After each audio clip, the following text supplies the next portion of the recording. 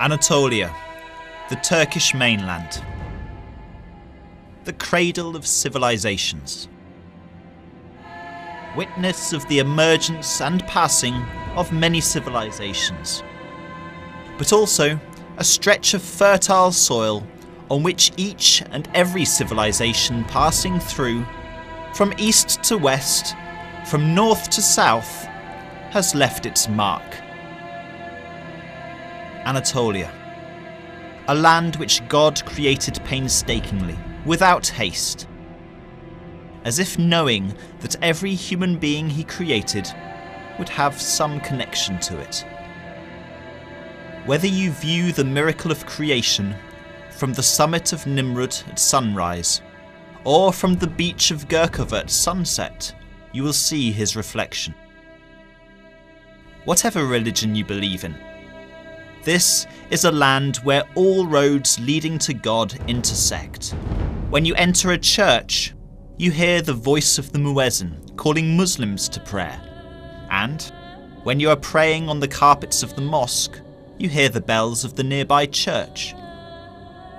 This land has embraced the followers of many faiths for centuries, with great tolerance, which continues still. For the people of the civilizations whose names are imprinted on the pages of history, it took months to reach this land, whether through natural migration or because of war. But today, you are only a stone's throw away from this modern country, full of unlimited hospitality, seeking peace within itself and peace in the world. Cities are like people. They gain their personality from the people who have lived in them, their buildings and their culture.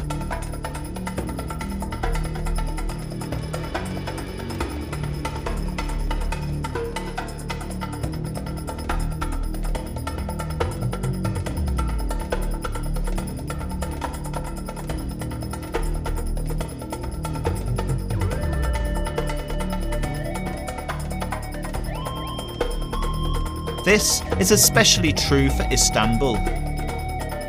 It has seen countless people, countless lives, and numerous languages, each of them leaving their own footprint behind. When you are strolling through Istanbul, you will come across many traces of previous lives, whether in the bowl of a fountain, the bricks of the wall you lean on, or the marketplace where you shop. This city has always been a bridge between the continents, cultures and religions. But it has also seen many wars and invasions and much destruction. Not to mention many legends of love and passion. All the cruelties, pains and joys of mankind have been strung on the necklace of the city. The Bosphorus is a necklace at the throat of Istanbul. From one side, it looks to Europe. On the other side, Asia. There are some eyes in this city, observing all of this beauty every day.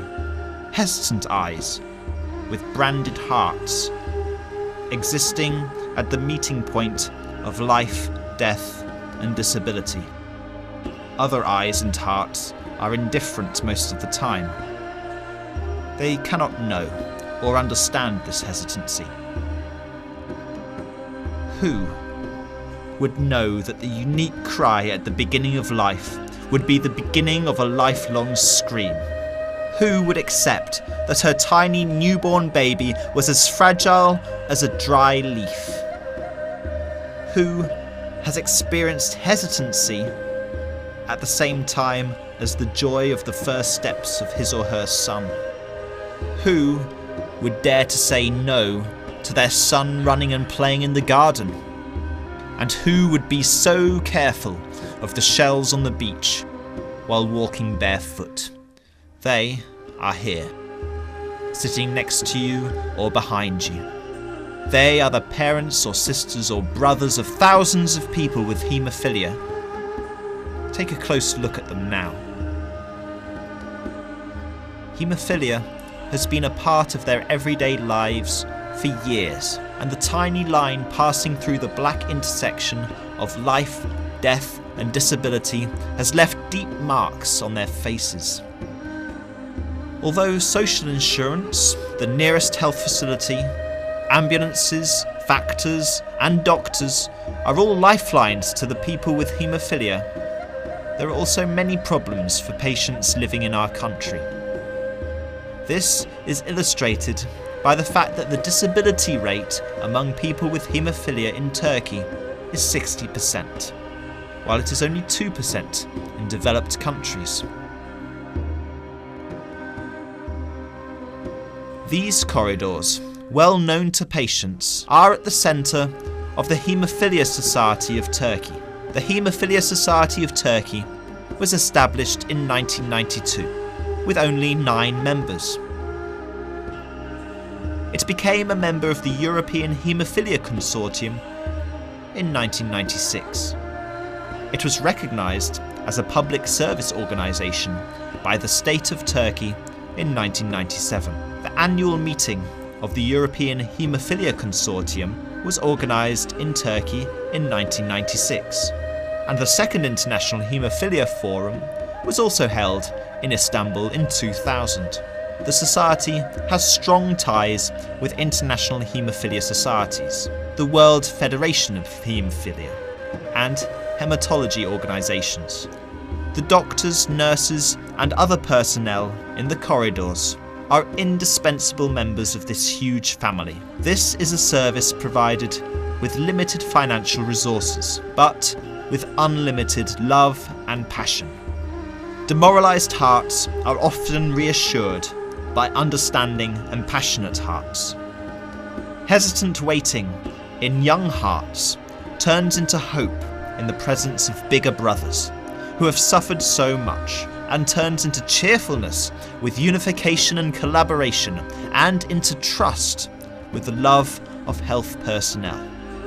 Although haemophilia patients are a small group in Turkey, having social insurance to cover them and treating them at a comprehensive treatment care facility will provide them with greater support in their lives. A cry of a person with haemophilia penetrates our hearts. I want to survive. Survive! Nothing more, nothing less. Living on my own. Let me have my dreams for tomorrow. Do not let my passions dry up. Let me be happy. Unrestricted. Let me have a night without pain and suffering. Let me have winters and autumns. Even if I do not have summers, let me have springs. And let my mother have the strength to carry me. I need my mother. And my father too.